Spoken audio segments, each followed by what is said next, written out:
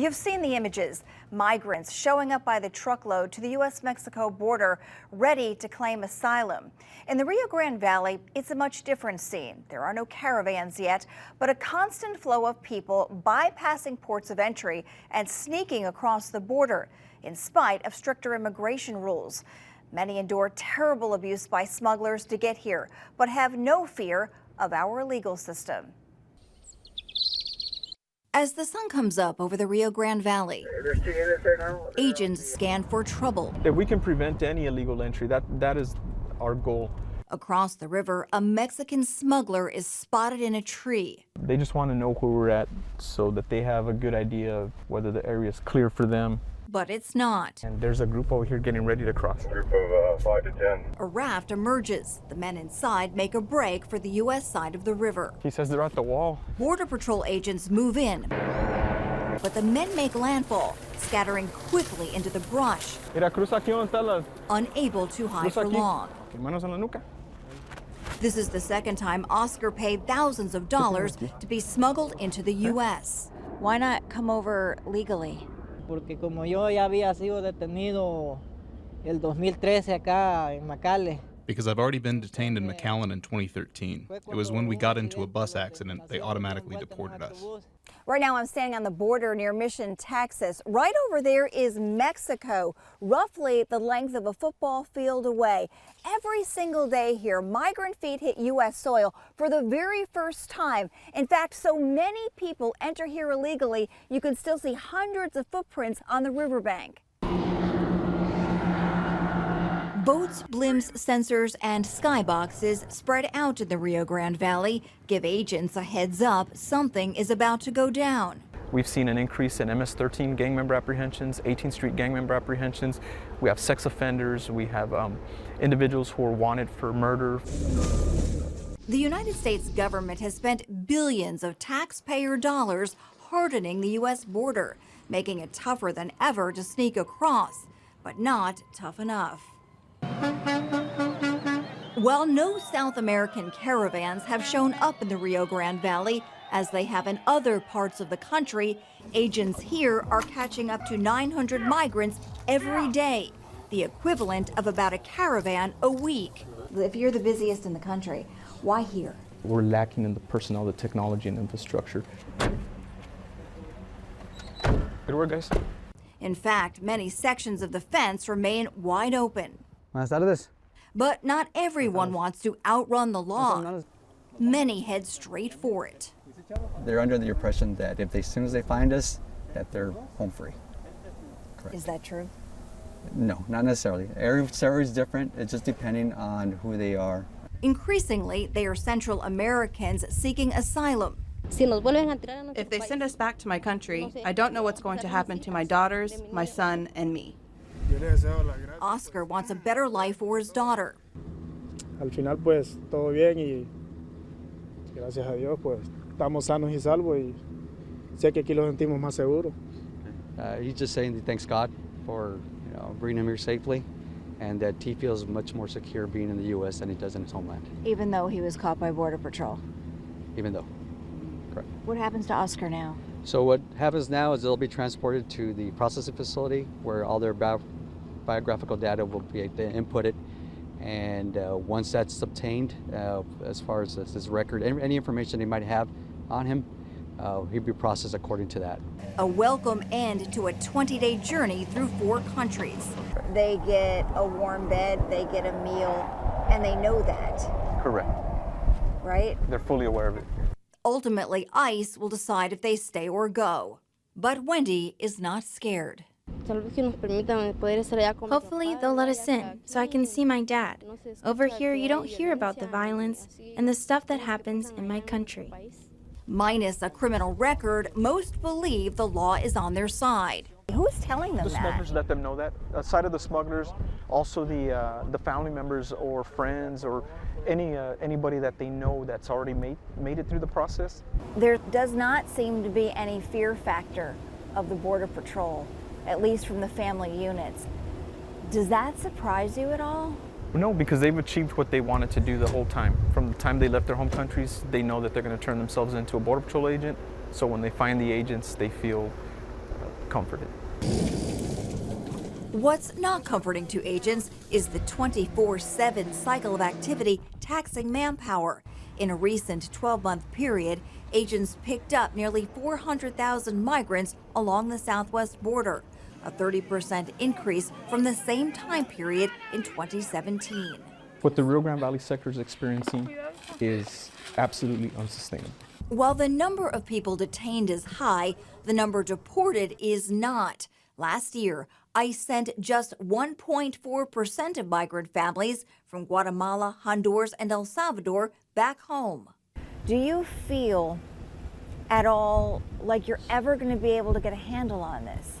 So it's very simple. If there's a consequence, it'll stop a bad behavior. When there's no consequence, that's when we start seeing these types of issues. The cost to house, feed, and process each migrant can run into the thousands.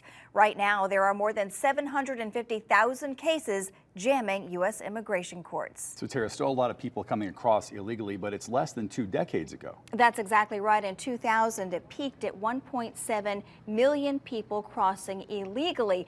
But Border Patrol says over the years, the word has gotten out that if you cross illegally, and especially if you come as a family unit, chances are you're going to be able to stay. And in fact, I spoke to several people who had just turned themselves into Border Patrol, and not one feared being deported. And the goal is to keep migrants from even touching down on U.S. soil. That's right, because once they touch down on U.S. soil, they've got to be processed, they have to be housed, they have to be fed. Obviously, that runs into a lot of money, and so that's not what they want. But the point is, they can't catch them all, they say, because often as the smugglers are sending over one group, sometimes 100 at a time, they send over another while the Border Patrol agents are distracted and trying to catch the first group. So it's a very daunting task. In fact, by the way, just one very interesting statistic, there are 21,000 Border Patrol agents in the entire U.S., and there are 38,000 New York City policemen in that city alone. A lot of information there, Tara. Thank you very much. We'll be right back.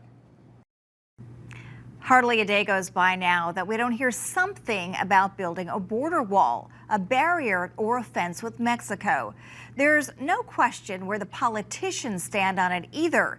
But what do the agents tasked with catching people who sneak across the border think?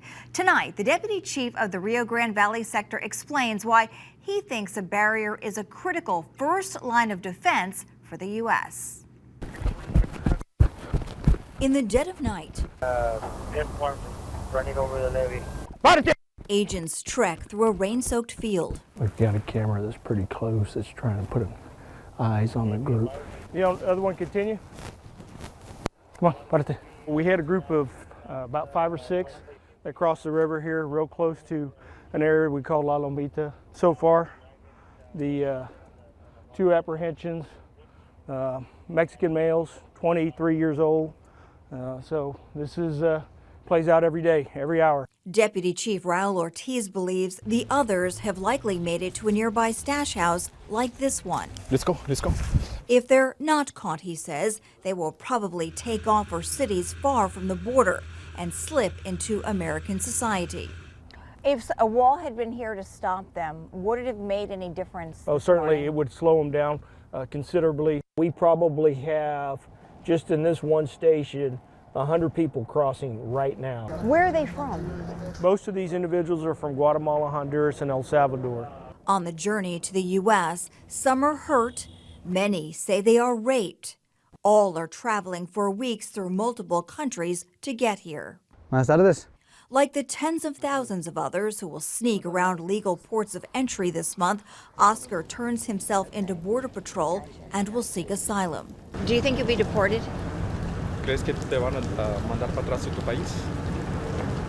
No creo, no. ¿Por qué no? 30 o 25 años preso, pero no regreso para allá. Ya. We're going to go north. Those with criminal backgrounds run, He was right in the same area, bro. knowing they will likely be sent back to their home countries in Central America or elsewhere. Right now, we're standing underneath the bridge between the U.S. and Mexico. Agents say all of these people were brought here by smugglers.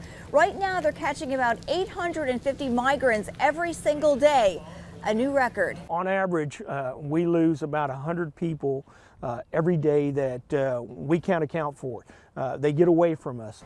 To slow the 24/7 flow of illegal traffic, Border Patrol says it needs more feet on the ground, more technology. So this particular group crossed in an area where our fencing ends. And more wall. And the smuggler knew that if they crossed at the end here, that they would be able to run as fast as they possibly can into these neighborhoods that are just behind us. Ortiz recently made the case to President Trump. Just yesterday, we apprehended 133 people from countries other than Central America and Mexico. That includes individuals from India, Pakistan, China, Romania, Ecuador, Nicaragua. Calling a wall immoral and ineffective, Democrats are determined to stop it. We're not doing a wall. Does anybody have any doubt that we're not doing a wall? Still, construction is moving forward on 33 miles of new barriers Congress funded last year in the Rio Grande Valley. I'm not a believer that you need to build infrastructure everywhere, but once we get the mileage of fencing that we're proposing to build down here, it's going to really divert that traffic out into our more remote areas where we like our chances. What if you don't get it? If we don't get it, we're going to be dealing with this problem for an awfully long time. But both sides agree, even a barrier along the entire U.S.-Mexico border won't stop everyone. ¿Por qué escogiste venir cruzar la frontera por el río en vez por una garrita? Pensé que podía ser más fácil. 94% of my traffic happens on my west side, where I have very little infrastructure and almost no permanent technology whatsoever. But on the east side of the valley, where there is already 35 miles of fencing up, agents say migrant activity drops to just 6%. As much of the debate rages on far from the southern border, President Trump's emergency declaration could free up money to build hundreds more miles of barrier here without approval from Congress. Ortiz challenges critics to walk just 1 mile in their shoes. Do you feel like you're being treated fairly? Well, right now I feel like, they're tying our hands, and we want to get to the point where, hey, we want to know that the rest of America has our back. So which side is right about whether a barrier will work? Dr. Raphael Cohen of the nonpartisan think tank RAND Corporation says it's not a yes or no or even a one-size-fits-all answer. So just because it's effective in that narrow area does not necessarily mean you're going to get an equivalent level of effectiveness if you were to, let's say, expand the wall throughout the entirety of the southern border. When does it work, and does it work relative to some of the other solutions out there, be it technological solutions, be it hiring more agents, and to get to that sort of more nuanced level of analysis. Meanwhile, the Center for Immigration Studies, a conservative think tank, estimates each person who crosses illegally and their U.S.-born children cost taxpayers more than $94,000 each, which over the course of a decade, it says, would pay for the wall. Rusty.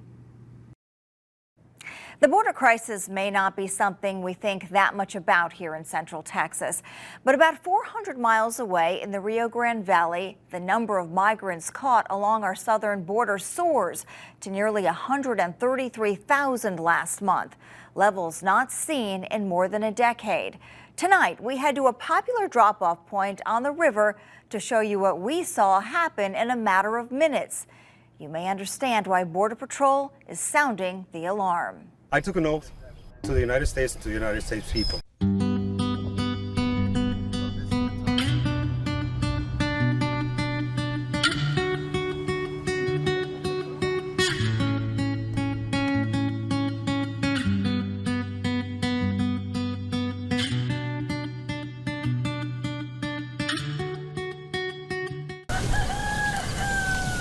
So Carlos, we've got the river here. What's going to happen? Right now we're standing on the U.S. side of the riverbank. On the other side you see Mexico, and this is one of the areas that is most known for smuggling of family units. Right away we spot a young Mexican boy across the river, who will warn smugglers if he sees Border Patrol agents.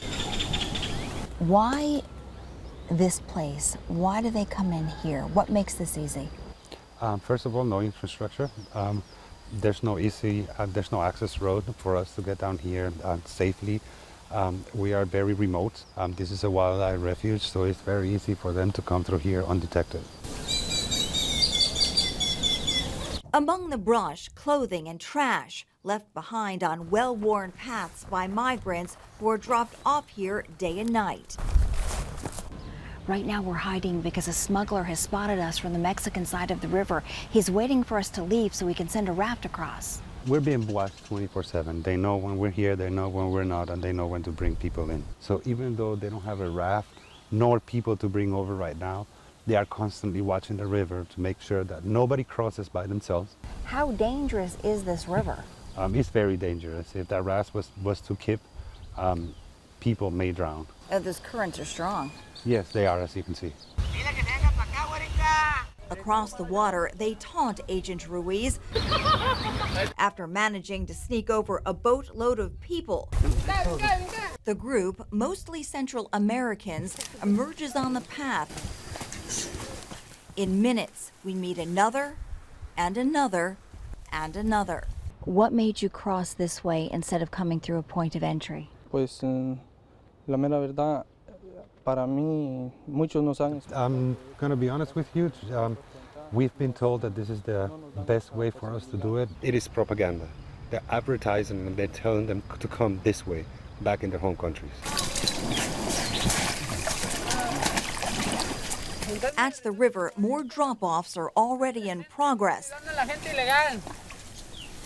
Smugglers, who are typically paid thousands for every person they get to the U.S., are ecstatic.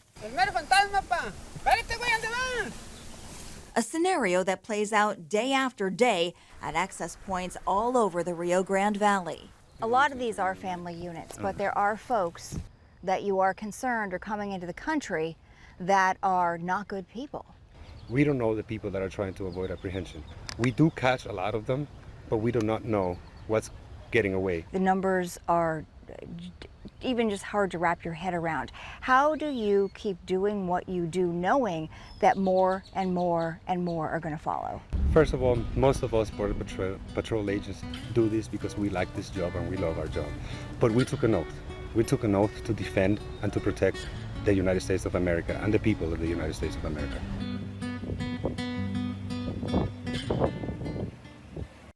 Within minutes after we leave that spot on the river, a boat of about 50 migrants makes landfall in that very same spot, and another 50 right behind them.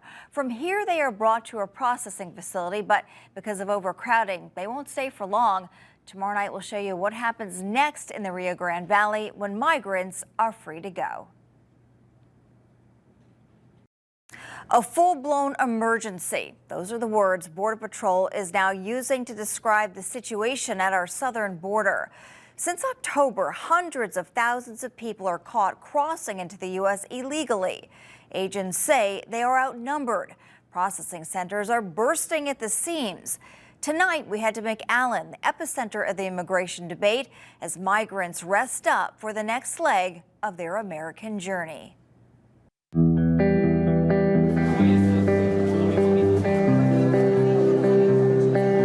What we are providing is a space where people can restore their dignity. En nombre de nuestro Dios Padre Celestial. Their families have traveled for many weeks and have entered our country in search of safety and protection.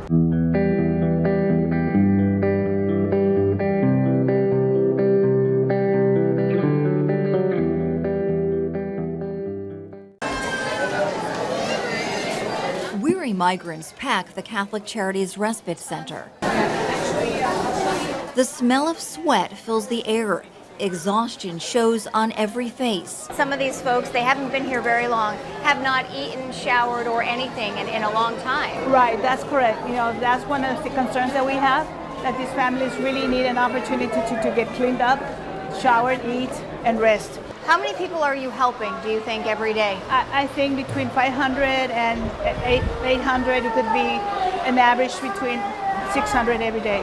When the center opened in 2014, it was 50.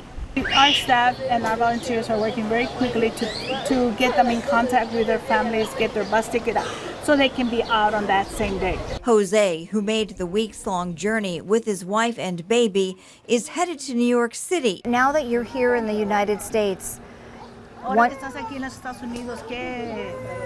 will you do? Pues lo primero es colocarme en un lugar y pues a ver si podemos avanzar en algo, pues por lo menos darle. Bueno. ¿De dónde vienes? While Sister Norma says most of the community supports them through volunteering and donations, some neighbors are complaining about traffic and the constant stream of strangers nearby. I think that we must not lose sight of the fact that they're people, they're human beings, and that not all of them are criminals. Still, the city has told the center to move. Catholic Charities will soon reopen in a much larger building that will better hold the growing masses. What would happen without this respite center? Well, without this respite response, this humanitarian response, we would have all the families in the street, begging and easily picked up and kidnapped by others that are trying to take advantage of them.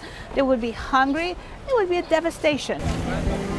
When it's time to go, vans are waiting. Next stop, the bus station, where they will head to cities across the U.S. while awaiting their day in immigration court. Large organizations like Catholic Charities are not the only ones trying to help. Grassroots groups are also popping up to help deal with the influx. More on that part of the story tomorrow. And we take a trip over the Mexican border where asylum seekers are camped out, waiting their turn to cross the international bridge into America.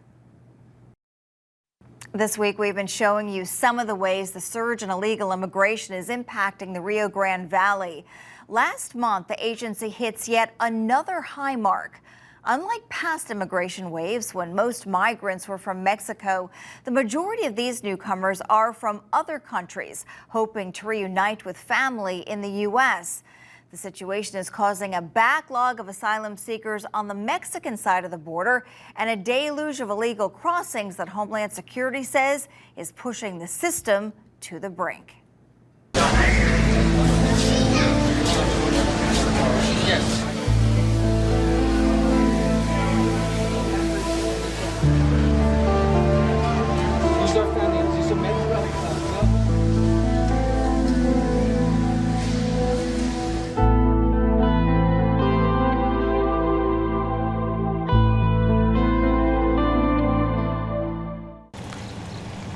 A.m. Border Patrol's first drop-off of the day. Like thousands of migrants in custody now in the Rio Grande Valley, La poca información lo lleva a buscar otras rutas alternas ahora. They are here directly from processing centers instead of waiting for ICE. They were told that it would be better to come over with the drug cartel than to come in through Well, not necessarily with a drug cartel, but under the management in a very large group. With the number of arrests breaking records month after month now, processing centers are bursting at the seams. This tiny, once sleepy bus station is now one of the busiest places in town. Joyce, a volunteer with the angry tias and abuelas, is here nearly every day, answering questions and showing them the map of their trip.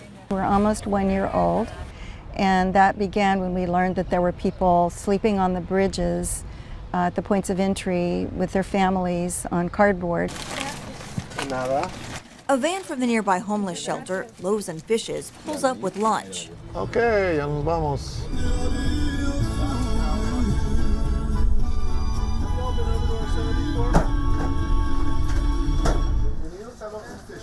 Weary migrants are then brought to the shelter until it's time to go.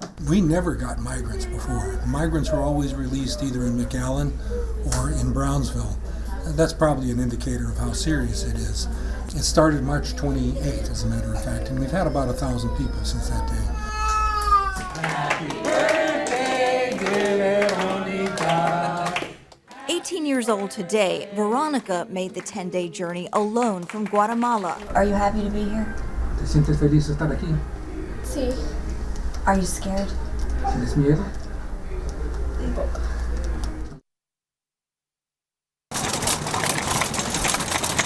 About 30 miles away in Brownsville, two more angry Tias marched toward the international bridge with supplies.